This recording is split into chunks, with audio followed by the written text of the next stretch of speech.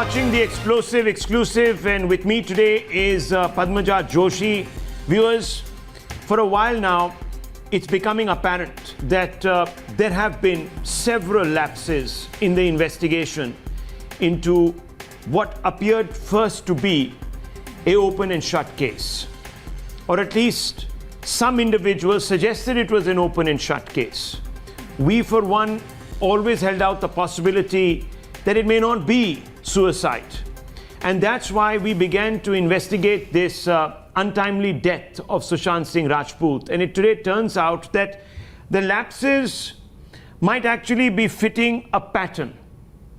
Padmaja, they might actually be fitting a pattern. Now, the reasons we are saying this is because, by their own admission, the Aghadi government has said that Mumbai police is the Scotland Yard of India. It's infallible, can't make mistakes. We can forgive one mistake, therefore, viewers. You can forgive the one lapse.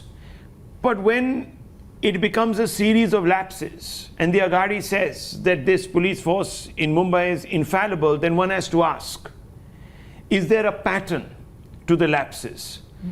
Viewers, what was once speculated upon is now becoming a certainty. And how? Because yesterday on this very show, at this very time, 6 o'clock, we showed you pictures in the middle of your screens of Riya Chakrabarti exiting what appeared to be the mortuary of Cooper Hospital, Padmaja. And I remember yesterday when we were on Facebook, we were having a conversation on whether she was there because she had taken permissions. Was she there? Did she even get into the mortuary, into the morgue per se? We were having many of those conversations, and there were many blanks that needed to be filled. Today, Times Now has conducted a sting operation on the officials who man the mortuary, and they've told us a series of things. Number one, that this particular visit was not even recorded in the register, which comes across as, of course, an erroneous miss. Then we've been told that she got access where no one, not even family members, are entitled access, which is to the body in the morgue proper. That she spent 45 minutes there. That she was speaking to a large number of officials there also, apart from spending time by the body of Sushant Singh Rajput. Then we were told that this visit could have only been facilitated by very senior officers in the police if rules were also to be bent and influence were to be exerted. Doesn't it appear now that, at least in this particular case, there has been oversight which is pointing towards someone opening the doors, metaphorically speaking? Well, the process was clearly not followed, at least that's what, and we'll play that out in just a bit. The person at the Cooper Hospital's mortuary seems to suggest that yes, there were 3 glaring lapses that have taken place as far as the access of Riya Chakrabarti to the mortuary is concerned. A, you need to have permission from someone in a position of authority to gain that access. B, if you are permitted inside, then your name needs to be registered in the records that are maintained there. And 3, there are certain areas which are off limits for everyone. Riya Chakrabarti seems to have been given access to those areas. But the purpose of this visit, that is still something that is up in the air, because at that time, here was Riya Chakrabarti who was grieving. It was just 24 hours since the death, the shocking death of Sushant Singh Rajput had come out in public. But yes, the authorities who allowed that access definitely seem to have bent the rules to allow her inside, and they need to answer. Now the question is, why were these rules bent? Were they bent because someone was offering something, maybe a bribe, or was a call made by someone very powerful in the police force? Because we've also been subsequently told off record, that we couldn't capture on camera, but off record, that usually if there have to be rules that are bent, it can only really happen at the behest of either a powerful politician or the police. So viewers, let's first play out this thing and pay attention to what is said. Are only families allowed? No, we don't allow anybody. What happened? I only wanted to know the procedures. We can't show the body just like that. If there are some allegation for videography and photography, we bring out the body. Now those allegations can only be checked. Videography can only be authorized by the police. So viewers, only if there is an imminent reason connected to some crime where some evidence needs to be recorded, which is only available on the person of the body, then an access is given. And that too to officials of law enforcement. Neither is Riya Chakravarti an official of law enforcement, neither was she a relative. In any case, she wouldn't have been able to see this body in a morgue. And thirdly, neither is she connected with, in any way, to Sushant Singh Rajput. Just listen to this sting.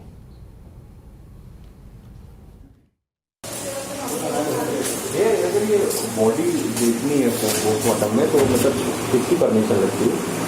Body आपको नहीं दिखाएंगे। नहीं दिखाएंगे, सिर्फ family वालों के लिए। नहीं, किसको नहीं दिखाते हैं लोग? एलिगेशन है। हाँ, बॉडी दिखाएंगे नहीं। हाँ, क्या हुआ है? नहीं प्रोसीजर पूछ रहे थे। ऐसा नहीं, किसको एलिगेशन होगा तो फोटो शूटिंग मीटिंग करके होता है वो रखते हैं आदमी को। बट फैमिली को नहीं दिखाते, किसी को भी नहीं। माहिती ना तो कोण आहे व्यक्तीचं पण मला काल संध्याकाळी पाठवलं मला 6 वाजता। मग कोई और डॉक्टर हो सकते हैं इससे बात कर सकते हैं? ये आए मार के आएंगे। मला माहिती नाही राणी असेल किधर है body?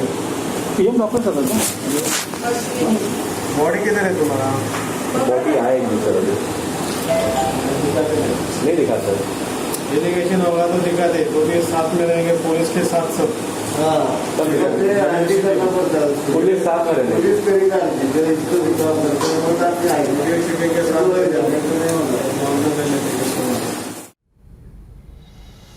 All right, so when there is a case of an unnatural death, because remember that's what even the postmortem says this was, it was a case of unnatural death.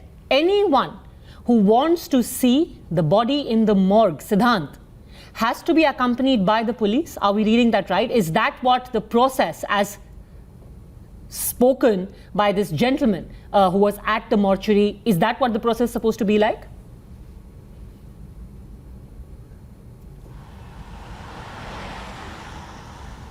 Siddhant. Okay, we're having a few problems with Siddhant's audio. We're having a few problems. Let me just bring in Vivek till we get him connected. Vivek, this is a very strange happenstance. Now, you know, there have been lapses at the crime scene in the gathering of the evidence. We saw an individual, and we'll pull out those pictures also, walking out very conveniently from the room where Sushant's body was kept with a black bag. Then there was an unidentified female who walks through into the building compound, manages to get through the gates when they should have been sealed.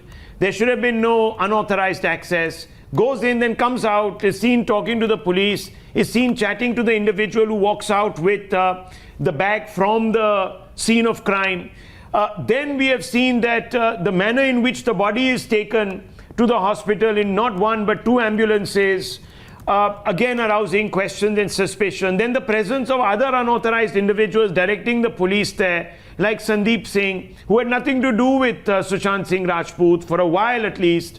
All of these things are raising questions about lapses. Of course, there's the other unspoken lapse, which is a conversation established by CDR, call data records, between senior officials of the Mumbai police that had no business be speaking with Riya Chakravarti, who was an individual who would be a person of interest in this particular case. And now this. Exactly. There are practices when it comes to following these procedure, and there are rules. There are clear rules which have to be followed to the T. And in this case, they have been broken so blatantly because as that sting very clearly proves, and something that the CBI officials should also be taking note of, the way this sting proves is that there was a call from a senior official. Either a call went or physically a senior official was present to ensure the entry of Riya and her 2 associates into a room which is only meant for government officials. Why were they there? Who are the people who made those calls? As you spoke about the post-mortem, just let me show you the post-mortem report here. Very clearly says name of the deceased Sushant Singh Rajput. The date of death is 14/6/2020. The time of death is around 1 o'clock and the body was brought here same day 14/6/2020 at 11 p.m. The post-mortem was about an hour and a half. By the next day early morning it got over. What did the provisional cause of death say? It said asphyxia due to hanging, unnatural.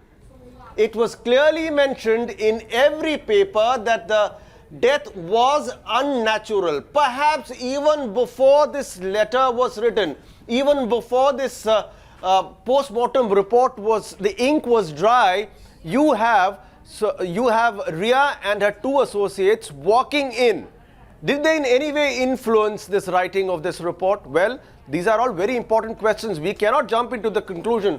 But remember, as it says, the viscera has been preserved. Sellotape from ligature mark has been taken in. What was the sellotape from the ligature? And what happened when Ria was there on location? Did he have access to the 4 people who had performed the autopsy report? Did she have access to the report and the people who were writing this report? Very important questions which the CBI team need to look at. And in fact, there is no one in Cooper Hospital who has yet come forward and given a reasonable explanation for how this unauthorized access was actually given. You take a look at that post-mortem report and like Vivek has just pointed out, it is quite clear that the death happened on the 14th. The autopsy was done that day, but the report was not out at the time when on the 15th, Kajal, Ria Chakravarti made that visit. Now, is there any headway in finding out who she was there with, one? And second, did any of the family members also go to the mortuary? Were any of them accompanying Ria? There is just one person that one of our colleagues has already spoken to, who we see in the visuals also, one Suraj Singh, who was accompanying her. But we do not know how she got that permission to go to the mortuary. Like it has been pointed out earlier also, that she was not a blood relative, she was not a close family member. So how was it that she was allowed to go there, especially given the fact that by all practical purposes they were an estranged couple, so to say. From the 8th onwards she had not been living there with him, and on the other hand, Ria's team has also claimed that the family did not even allow her to attend the funeral. So how is it that she was allowed in the mortuary? This is a huge Did question. The team at any point actually mention that she had been to the mortuary? Of all the conversations that you've had so far, Kajal? In fact, we had covered her going to Cooper Hospital on 15th while we were covering the case. So yes, we had seen her go to Cooper Hospital. But what happened inside is something that she has not really spoken about. Whether she was discrepancies over there, and in fact these were underlined by Vikas Singh today in the evening when he was talking. A number of details have been given by the lawyer of Sushant Singh Rajput's family. There are also some details about how valuables have have gone missing, but more significantly about why this particular 45-minute visit is important and troubling. Listen. Ria had no legal status to be with Sushant Singh Rajput because she was at best, as per her own statement, was only in a live-in relationship up to the 8th of June. Up to the 8th, that's important. After that, she was not even in that live-in relationship. She has walked out of the home. She took 2 big bags and she had packed out of the home. After having left the house with all the valuables, what right did she have to be in the mortuary? So if she has gone there, Mumbai police will have to do a lot of explaining that how did they allow her to go there when the sister was there and sister was not called for any legal requirement if any was necessary. Well, big questions being asked on the back of Times Now's sting expose and Times Now's revelatory breaking story yesterday, viewers. And this now is beginning to seem like that there are very powerful agencies that could be perhaps backing Riya Chakravarti. And look at the various speculative pieces that are now coming together. Number one, Riya Chakravarti gets one of the most expensive lawyers in Mumbai to fight her case. We don't know if it's pro bono, if we don't know who recommended this individual to her. Did he step in? Did he volunteer? We don't know. We have no clue on that. But that is something that many people are beginning to wonder. Then you have the police that seems to be facilitating all these so-called, on the face of it, favors. They're even, till date, not clarifying on the conversation that took place between Riya Chakravarti and Mr. Trimukhya, who was the DCP of Bandra, under whom this case, the jurisdiction of this case directly falls. But he was conversing with Riya Chakravarti patently, according to various lawyers, illegally, because that conversation can only happen between the IO, the investigating officer of the case, and Riya Chakravarti. And I want to open this out and I want to ask Nikunj, the probability of big individuals. And you know, look, we also accessed a WhatsApp conversation yesterday between Riya and Ramesh Bhatt. And that conversation, Mahesh Bhatt rather, that conversation tells us, viewers, something was odd. Something was odd, because what did Riya tell the various authorities? She said that she was asked by Sushant Singh Rajput to leave his residence and return to her father's home for a few days. But the WhatsApp messages seem to suggest that she broke up and was relieved to have broken up with Sushant Singh Rajput. Clear discrepancy there. Clear discrepancy. You know, the family has been saying that Riya Chakravarti was a change agent that was brought in to derail Sushant Singh Rajput's life from the very beginning. This was the plan. And now that she got out, after accomplishing her mission, she was relieved to be out, and that individuals were very happy to see her being extricated. Now, I don't know, I don't want to read too much. I don't want to get overly speculative, but there are many inconsistencies. Nikunj, many inconsistencies. Do you see the CBI now beginning to question the investigators in this particular case? Let me also go across to Priyank. Priyank, why don't you come in first before I bring this to a larger level with Nikunj? Okay, Priyank also dropped. Okay, two people dropped. All lines are dropping, but let me bring in Vivek. Vivek, this does look at some level suspicious now. Yes. Exactly, Rahul. It's not just one issue where it's standing out, or one individual's one act which is suspicious. It's a string of suspicions right from the time when the death/murder happened. It's right from there the families had doubts.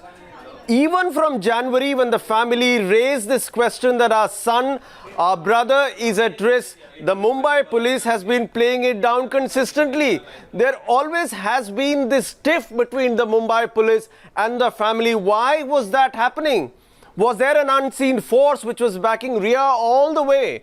We have call records which prove that very senior officials of the Mumbai police have been touched with a person of interest. Why is it that all these things were happening? Yes, we have not seen it happen often, but in this case, it is imperative that these two senior officials and even the IO in the case will be questioned by the CBI. You know, one thing that really stands out, Rahul, and it was understandable when earlier we had one message which was sent by OP Singh, who's the brother-in-law of Sushant Singh Rajput, to the then DCP Bandra. Mr. Dahiya. There was no action on it because they said that we go only by the letter of law, and you only sent an SMS, you did not make a formal complaint, Nikunj. And in this case, for a lady to be granted this kind of access to a mortuary, well, there seems to be this very strange discrepancy where in the one case, you wanted to go purely by the letter of law. In the other, you had no problems in making a few concessions, even if they argue today that they did it on a humanitarian ground. Yeah. Well, then why wasn't that done in the case of Sushant? Absolutely. Nikunj, we've just lost him. I think we've got a bit of a jinx going on with Nikunj. But let me just open this out. Have we connected with others. Can I go across to Priyank? Priyank, I think we've lost also Priyank there. We're having a few guessing in. But one second, let me just go across to Bhavtosh.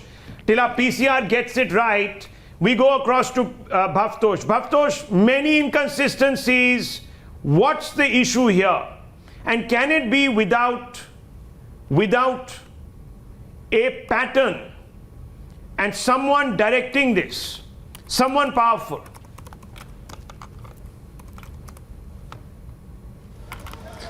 Well, we would not like to speculate, but yes, Rahul, there have been several inconsistencies as far as the probe of Mumbai police is concerned.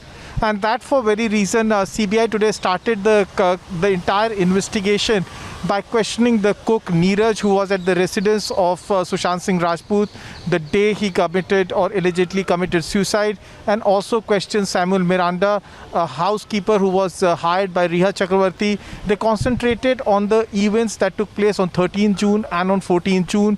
Who was the person who brought the body down? Who was the person who made the PCR call? And how come they knew that Sushant had in fact committed suicide? What was the need to knock his door at around 1:30 or 1:35 in the afternoon on 14th of June? The CBI on its part have said that they have got the statements of all 56 witnesses in this case from Mumbai police. They have also got the crime scene photographs and the videography that was done. They will go through it with their specialized unit, which is called the Photograph and Scientific Aid Unit of CFSL. CBI has said that in days to come they will visit the residence of Sushant Singh Rajput to get a hold of what exactly happened. Did he commit suicide, or is it this? Or is so this I've got an SMS, and this is coming from a expert investigator who's watching our broadcast, and he's asked a series of questions. Were there lapses here? The CBI needs to examine this, I believe, and I'm going to go across to Priyank Tripathi also. We're going to do that, aren't we? We're going to do that. Yes. But one second. Was the body sealed at the spot in a white cloth and taken over by the IO? Who sealed the body in the white cloth? When the doctor received the body, was it in a sealed cloth? Was the seal opened in the doctor's presence? Who identified the body? Who gave the written order that the post-mortem must be done in artificial light? Where is that order? What was the reason to do the PM in artificial light? PM means a post-mortem. Now, viewers, there are stipulations. In artificial light, it's only done in instances of war, national calamity, or a law and order problem. The magistrate has to specify the reason in writing. Why wasn't this done, if it was at all? Was the illumination equal to 1,000 candle power? These are important questions that are being asked by individuals who are watching the coverage, who have experience. Did the PM record that PM is being done in artificial light because of magistrate order? Big questions by a post-mortem specialist. I won't name him, but he's very influential, viewers. Very, very influential. Absolutely. And you know, if Priyank is through now, we're talking about the investigation which has happened today. It is the beginning of the investigation. We know that the cloth, the green cloth with which Sushant was found hanging, has been handed over. Crucial diaries, electronic equipment has been handed over. But is the investigation going to also include Cooper Hospital, the officials there, and the role played, and all of these questions that Rahul has just asked? Priyank. Yes, certainly, Padmaja, these questions will be asked to the Cooper Hospital. So what we are telling you to our viewers since morning, that CBI is questioning those set of people who were present in the house, which include Samuel Miranda and one of the cook. But Siddharth Patani, since he's not in the town, so CBI will have to stalk out their way to question Siddharth Patani. And later to that, after collecting all these evidence, what we know that the team will be sitting together in the night, and till late in the evening, they will have to scrutinize all these documents which they have received from the Maharashtra police. There were a few questions which were asked to the IO to get a better sense of clarity that what are the significance of these particular folders which has been handed over to the CBI. But the CBI will certainly have to go to the doctors, Padmaja, because they cannot rely on the second-hand information looking at the conduct of the Maharashtra police officials. Earlier, a few days back, we were talking to the officers who were concerned with this case. They specifically spoke on two particular points. point. One, the conduct of the Maharashtra police officers, and why this post-mortem was not conducted in the daytime. This was a period of pandemic, no COVID test was done. The post-mortem, as Rahul has rightly said, was, I guess, one of our viewers has also pointed out, very particular question that why this particular post-mortem was conducted without COVID test, and what was the urgency of conducting in the night, and what happened the next day. Our viewers have been watching since 2.5 hours. Okay. That a lady who is a prime suspect of this case, who had no blood relation with Sushant Singh Rajput, was allowed to go to near the body of Sushant Singh Rajput, which is very bizarre. You know, for a death which has happened under such circumstances, for such glaring loopholes and, you know, processes being bent, not being followed, no wonder then that there is such a huge cloud of suspicion around the entire investigation, the way in which Mumbai police has functioned so far. More answers hopefully are going to come from the CBI, but we're taking a very quick break at this point. On the other side, why Riya Chakravarti's role is also seeming more suspect. Glaring contradictions in what she had said in a statement released just a week ago, and the details that are now being gleaned from the WhatsApp chats she's had with Mahesh Bhatt. Coming back in a minute. Welcome back. Over the last 2.5 months almost, the parents of Sushant Singh Rajput have claimed that they were kept in the dark about what was really going on in his relationship between him and Riya Chakravarti. All of this while, it has been a battle of two narratives about what Sushant Singh Rajput's family says and about what Riya Chakravarti says. So far, she has made one video statement and 2 times she's come on record in a written statement. But now another form of conversation. It's not a statement, but a series of chats that were had between her and Mahesh Bhatt. They have come out. And why these chats are significant? Because one, they were had on the 8th of June. That was the day that Riya Chakravarti left the house. Okay, big breaking news coming in. Big breaking news coming in. We are being told that Times Now has accessed the full and final autopsy report, at least the autopsy that has been conducted under the watch of the Mumbai police. This is being put in our groups. Vivek joins me from the newsroom, and Priyank Tripathi, who's accessed this report, joins us live. Priyank, what do you know? What can you tell us? See, Rahul, I was just going through the report. So, Vivek, since he can access it on the full plasma screen, he can go into the detail, and what it shows that it will highlight whether there was any kind of injury mark on the body of Sushant Singh Rajput or not. It will also highlight that at what circumstances the body was received by the doctors. The post-mortem is very important factor report, which has been also accessed by the Central Bureau of Investigation from the Maharashtra Police Route. So this is one of the basic piece of evidence, because now the body has been cremated. So this is the important piece of evidence. Okay, very important. Let me just take this. Let's just go over this particular post-mortem report. What we are being told is 2 or 3 things, and let me just focus on it before I go across to Vivek. Here it is: rigor mortis, well marked and present over upper limbs and lower limbs. No signs of decomposition. Post-mortem lividity seen over back, more on distal aspect of upper and lower limbs, fixed. What this means, we're going to try, viewers, and decipher through a doctor.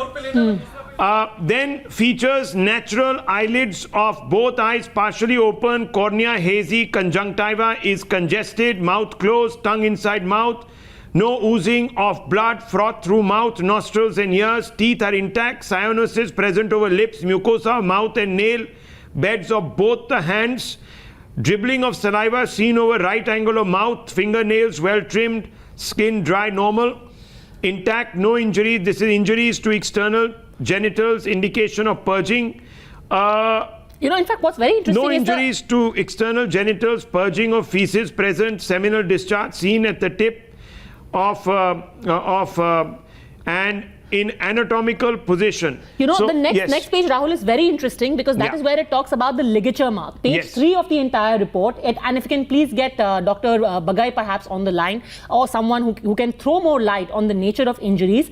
Pressure abrasion, ligature mark present around the neck at level of thyroid cartilage, passes obliquely upwards, backward towards mastoid process on both sides. It is absent over backside of neck and occipital protuberance. Absent over backside of neck and occipital protuberance, ligature mark is more prominent and deep on the right of the neck. Then it also says that ligature mark is situated anteriorly in the midline and is present 8 centimeters below the chin, 10 centimeters above the suprasternal notch. That it is hard, brownish in color and parchment-like. Now, remember, a lot of questions have been raised about the ligature mark Yes. that was present, and perhaps an expert would be able to throw more light on the fact that you had it going backwards towards mastoid process on both sides, but it is absent over the back side of the neck. So there are very distinct marks. It is greater on the right side of his body, but there is nothing at the back. On the side of the neck, the maximum Which is thickness interesting 3.5 because some people centimeters. have said that if it is a hanging, out and out hanging, then the ligature mark extends all Exactly, around the which neck. is why it will be very, very Even the important back of the neck. just to see the Let's just go placement. across to Yeah. Vivek. Vivek, can you just blow this up on the full screen so we get a sense of the ligature, the references to the ligature mark and other features? Yes, Rahul. Interesting parts of page 2 I have with me. It says injuries, whether there are any injuries on the scalp, it says it's intact. There is no scalp hematoma or injury. And then there are some very minor hemorrhages seen under the scalp, which is seen as normal according to the post-mortem. Then the skull and the brain, it is very clearly saying that said here on the right hand side that there is no injury, there is no fracture in the base of the skull, the meninges is intact, the meningeal vessels are intact, the brain is intact, the other very minor hemorrhages are of course found. We will be getting in touch with some of the experts in the field of reading these documents. We don't want to get it incorrect, remember, because there are several sensitivities involved. It speaks about how thorax, the walls and the ribs are intact. There is no evidence of fracture or dislocation or abnormality, which means that way there has not been no injury to the ribs, to the cartilages and the walls of the ribs. The larynx, trachea and the bronchi, the upper respiratory system is fairly clean. It says walls and mucosa are ingested, no foreign body is seen, there is no abnormality. Right lung, left lung, both of them are intact. There is no inconsistency. It seems fairly pericardium contains normal amount of pericardial fluid. Heart with weight, it says heart is 340 grams, no abnormalities there. There is no problem with the heart. It does not seem to be a heart attack very clearly. It said chamber contains dark red fluid blood, all coronary patient on cross examination. Well, essentially the heart is also normal. His large vessels essentially intact. Blood clots are of course present, but that's, they say, is normal. Abdomen, walls, cavity, no free fluid, blood, pus in abdominal cavity. Yes, as I said, we are trying to get through to one of the experts here and read them the entire document. I go over to the next side about with the teeth and the pharynx and larynx. This is as it is, we'll read The out. important point, Vivek, the important point in all of this is about the abrasions and the pressure abrasion ligature mark present around the neck at the level of thyroid cartilage passes obliquely upward, backward towards mastoid process on both sides. It is absent over backside of neck and the occipital protuberance.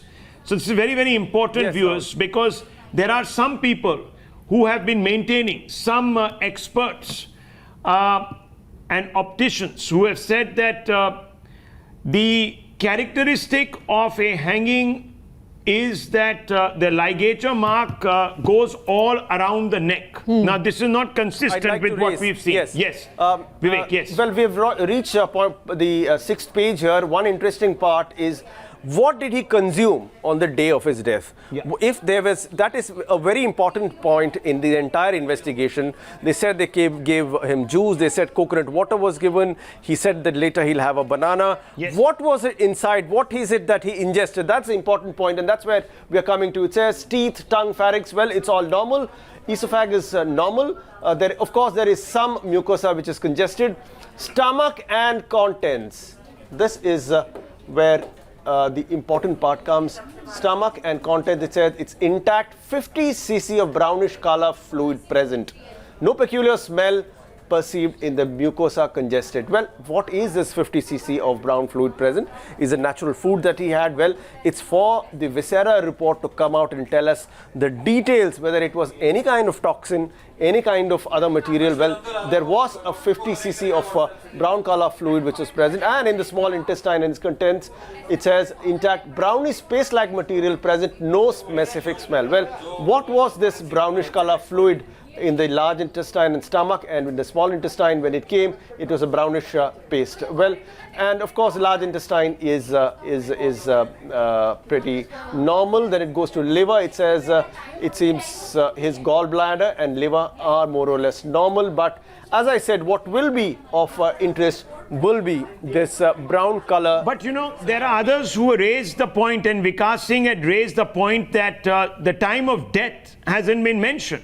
Now that is pretty clear. The time of death has not been mentioned. Let's just hold these visuals and put out the sting pictures. I want to go across to Mr. Mahesh Jethmalani. Mr. Jethmalani, Yes. what was conjectured till a few weeks back, Times Now is beginning to establish that there are, of course, people who have been able to facilitate Riya Chakravarti's entry, unauthorized illegal entry into the mortuary.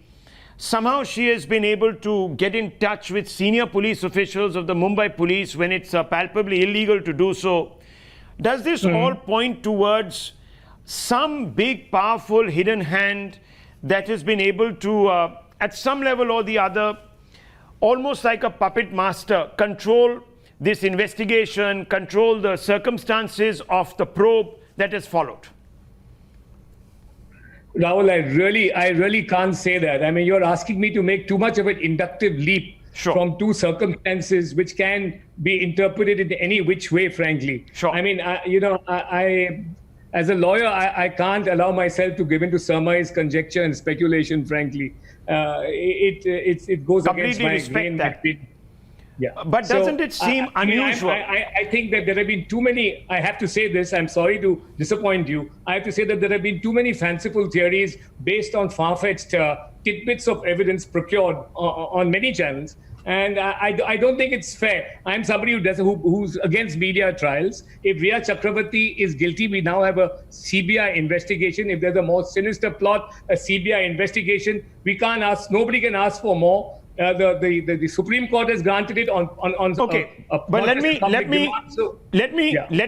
me put this into a broader context.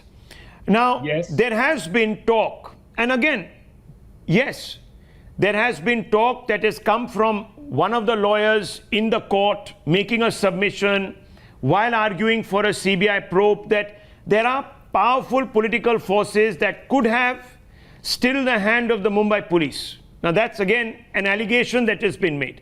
Let's follow that lead for about 30 seconds. Let's follow that lead for 30 seconds. I remember your father taking a position in a particular case which involved the extradition of Dawood Ibrahim, saying that, look, there are powerful political forces that step in from time to time to subvert what is due process. Is it just a possibility? That's all I'm asking you to theorize on, based on your father's own experience and your own professional experience. Look, as you have dealt with the courts. Rahul, let me quickly react to that, because that's a very serious thing. The Dawood Ibrahim matter, Dawood was involved in the 1993 bomb blast case. It's in that context that he wanted to surrender, and that's why he made that call. In hindsight, I believe that request for surrender was hogwash. He never really intended to do it. He somehow believed that the authorities in India would not accept that request, particularly under the conditions he was seeking to impose that surrender. So it's a completely different situation. Here we are talking about an instance of an individual who is as yet although cited as an accused in a BR FIR, now with the CBI, is still entitled to the benefit of doubt. That's all. And I don't know where the Dubai angle and the D company angle and all these angles are coming from. But if there is one, I'm sure the CBI will ferret it out. It's an expert agency and it has lots of experience in this area. So if there's any such doubt, personally, if you're asking me my opinion, I do not believe this is a case of murder. Okay, Right? Mr. Jethmalani, and we respect that. We are not going to judge it either. The simple point is, would you not agree that circumstances so far have shown that the Mumbai police has been found badly wanting in the way in which they have gone about the investigation? There are at least 5 to 10 loopholes that have been pointed out. Padmaja, I am not a spokesperson for the Mumbai police, but I will say this much. I have read and reread the Supreme Court judgment of Justice Roy, and there is nothing to suggest that that in any manner whatsoever, except for media inputs right now, a court seized of the matter and who's seen the investigating report, or rather the inquest report or the inquiry report of the Mumbai police, hasn't castigated it for that. So, but they did say that the inquiry, not investigation, the inquiry was conducted under 174 CRPC when it ought to have been conducted or scaled up to another section of the CRPC, which would have allowed for a greater, more in-depth investigation into what could have been other issues that don't come under the scope of 174. Surely you've seen that. Rahul, with respect again, let me tell you, these are extremely technical matters, and inquest under 174. Now, when you conduct an inquest under 174, you are probing an accidental death, right? There was nothing to suggest that this was more than an accidental or a suicidal death, right? The inquest report, I understand, is still not over, right? If you ask me, the Bombay police had made 2 mistakes, right? This is a very, very frank opinion. The first mistake was listening to a barrage in the press that nepotism or somebody in Bollywood drove him to suicide because they tried to somehow subvert his career, and then began what was an inquest into an accidental or suicidal death, right? A probe into, a unwarranted probe, but under press pressure, that this could have been an abetment to suicide by somebody who drove him to committing suicide, right? I think the Bombay police should have ignored all that press hype and not call people like Mahesh Bhatt and all that, and simply progress with their investigation and given a conclusion to the inquest. The second reason, and this is something wrong on the part of the Bombay police, was the treatment of the Bihar police officer who came here to investigate the Bihar. I think the way they treated, they should have. That was pointed out. That was pointed out by the Supreme Court judge. But that is precisely the reason why today these questions are arising. You know, we are constantly told Mumbai police is the Scotland Yard of India. And yes, it has a greater conviction rate than even the CBI, no doubt about it. The statistics speak volumes of that. But then lapses both at the crime scene, which are now apparent. There is no doubting that. Unfortunately, Rahul, again, I have to, before my silence is misunderstood as acceptance of what you're saying, I don't think that any tampering with for me, there is no visible evidence of any tampering. I want you to, there are 5 doctors who signed this post-mortem report, right? And said it's a suicide. No, they haven't said that. What they've said is that it is asphyxiation, and no one has come out and said that this was suicide. You can't discern, of course, from a hanging whether it's a suicide or it was, foul play. So they've just said from the nature of the marks, you can. There's a distinction between when somebody is strangled and when somebody is. They have hung, pointed out, right, in the report, sir, himself. that this is an unnatural death. That's what they. The last few lines. Let me read them out to you, if you permit me. I'll just take 30 seconds of your time. What is mentioned here? Yeah, asphyxia due to hanging, unnatural in brackets. However, viscera preserved for chemical analysis. That's basically, in ballpark terms, exact quote of what is concluded. So we don't know asphyxia. 1 minute. Stop you there for a minute. That very bland, neutral statement leans towards the fact, right, in the absence of more, that this was a suicide case. There is nothing, therefore, to suggest that the death, which is accidental in the first instance, could be escalated to a case of murder, right? Now let's take some facts. He was locked inside the room. He was found hanging. Okay, locked inside I don't the think room. I don't think we should go down that route, because for everything Yes. that you're going to say, there is going to be an argument which might actually contradict so there are yours. two interpretations. I think everybody should hold their verdict till the True, CBI that inquiry is one over. takes on board. Yes, we should hold our verdict, and no one has jumped to any conclusions. Times Now has only been wanting a very free and fair inquiry. Now, if the Supreme Court itself believes that both the state polices are not capable of providing that sort of conclusive, free and fairness to the probe, then that's the wisdom of the Supreme Court advising the CBI to step in and the Mumbai police to take a step back. And I think that's really where matters should actually reside, viewers. But as we go along, there are questions, and these are questions that the CBI must now look into. If it has to convince everybody that yes, it is conducting what is known as a comprehensive, free and fair probe, not a limited probe or a limited inquiry as the Mumbai police had done, which the Supreme Court justice said should not have ought to be done. Well, I'll leave it at that. We've run out of time. But Mr. Jethmalani, thank you very much. We respect all opinions, all shades here on Times Now. We're very open. And in fact, in the evenings, there are counterpoints that are very welcome and put forth aggressively on the channel. We'll take a short break. Lots more coming up. Padmaja Joshi will stick around and take us through more on this story.